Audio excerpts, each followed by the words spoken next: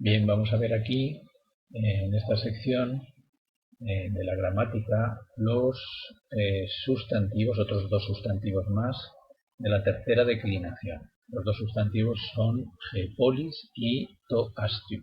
Recordad que la tercera declinación es la más compleja en griego, ya hemos visto algunos de estos sustantivos. Si observáis, estos tienen cierto parecido a los que hemos visto ya del tipo basileus, que acababa en sigma en el nominativo, y el genitivo basileos en omega sigma. ¿De acuerdo? Bien, si observáis, tiene esta peculiaridad, el sustantivo polis, polios, tiene la peculiaridad de que en nominativo, vocativo y acusativo mantienen una raíz que es poli, terminado en iota, de manera que este es un tema en vocal. Y ese tema en iota alterna con otros temas en épsilon, como veis en el resto de la declinación, que es pole. Lo veis aquí en el genitivo poleos y en el dativo polei, ¿vale? Si observáis, en el plural tenemos también este tema en épsilon, que al fundirse con la desinencia es del nominativo plural, contraen eis, algo que ya hemos visto en repetidas ocasiones. Vamos entonces a cantar la declinación. G polis, O poli, observad la ausencia de la sigma aquí en el vocativo, algo que es también habitual. El vocativo tiene el tema puro. Polin, ni, poleos, polei. En plural tenemos hai poleis, o poleis, tas poleis, ton poleon, tais polesi. Bueno, una de las cosas que tenemos que tener en cuenta aquí es que si observáis, nominativo y acusativo tienen una forma idéntica, poleis, poleis. ¿Qué es lo que distingue al nominativo del acusativo? Pues el uso del artículo, caso de llevarlo, claro.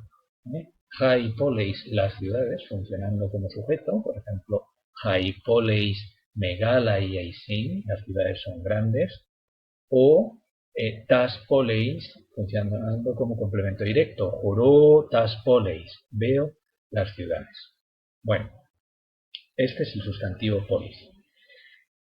Este es femenino, ¿de acuerdo? Este sustantivo es femenino. La polis, decimos también en castellano, manteniendo ese mismo género, ¿vale? Luego tenemos el sustantivo toastiu, que es un sustantivo neutro, de manera que las formas de nominativo, vocativo y acusativo son idénticas. Recordad la interjección o para el vocativo. En el genitivo, si observáis, volvemos a tener exactamente lo mismo que veíamos arriba, ¿vale? De manera que, si os dais cuenta, las formas que tenemos de nominativo, vocativo y acusativo están basadas sobre un tema astiu, terminado en y, y el resto, lo mismo que hemos visto arriba, estos son temas en vocal, está basado sobre aste. Porque lo que distingue es la terminación del tema. Y tenemos un poco la misma distribución, nominativo, vocativo y acusativo en iota arriba, aquí en y, genitivo, dativo y todo el plural en épsilon. Pole aquí, aste aquí. De manera que observad aste os con la terminación en omega, aste y con la disinencia típica del dativo en iota. Y si observáis, aquí lo que tenemos es el tema que era en épsilon, al entrar en contacto con la alfa, que es la desinencia típica de neutros plurales, la misma que tenemos en latín para los sustantivos de tipo oppidum, oppida, que ya hemos visto en tantas ocasiones, lo que hay es una fusión, una contracción. La épsilon más la alfa contrae meta. Lo veis aquí, neutro, nominativo, vocativo y acusativo es idéntico. Genitivo plural aste on y aste si, digamos, de manera habitual. De manera que cantamos to asti, o asti, to asti, tu asteos, to astei. Ta aste, o aste, ta aste, ton asteon, tois astese. Bien. Bueno, os señalo aquí esta observación que os deis cuenta de la ni del acusativo de singular frente al alfa del acusativo de singular de polis. No, esto lo que está un poco mal formulado. O sea, que polis tiene el acusativo de singular en ni, mientras que el resto de los sustantivos de la tercera declinación, que terminan en consonante, recordad el sustantivo pais, paidos, que era un tema en consonante, terminaba el acusativo en alfa, ton paida o ten paida, el muchacho. Bueno, eso es lo que os quiere decir esta observación, que los temas en vocal terminan con un acusativo en ni. Lo veis aquí en poli. Bueno, vamos a hacer ahora estas actividades. Yo voy a leer, vosotros lo que os he aconsejado en otras ocasiones es que hagáis una pausa y traduzcáis antes de que yo dé la traducción. Gemeis prostoastuer homeza, bulomenoi tente geortence astai kaiten pompen, arabule metgemon ienai.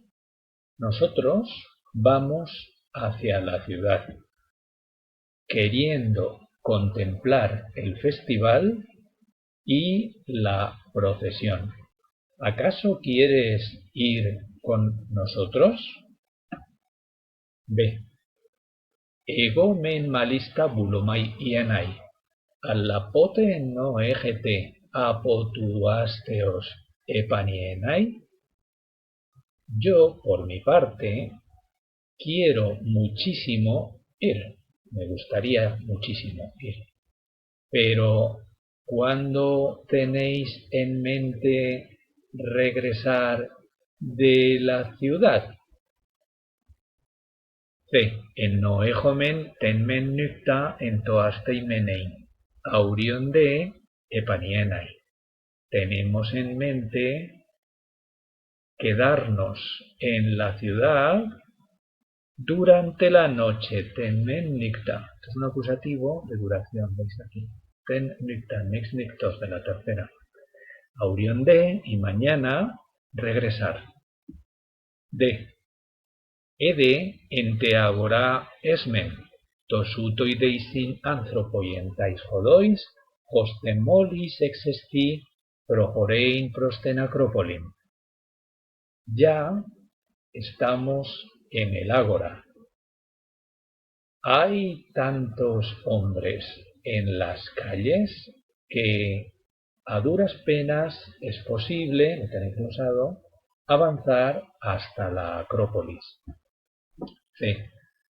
Pantes mengar hoipolitai pareisin, pantes de hoimetoikoi, oloidexenoi jecusin, apotontes arges oleon. Pues, por una parte, todos los ciudadanos están presentes, por otra, todos los metecos. Metecos eran los que habitaban entre medias, literalmente. Eran extranjeros que habitaban en Atenas y que normalmente no tenían la ciudadanía. Poloidexenoi y muchos extranjeros llegan desde las ciudades del imperio. La palabra arge, aparte de imperio, la hemos visto ya con su significado inicial de principio. Gobierno es lo que significa. Bueno, veis aquí un sintagma preposicional. El ton va con poleon, genitivo de plural, y entre medias, este genitivo, como en tantas ocasiones ya hemos visto.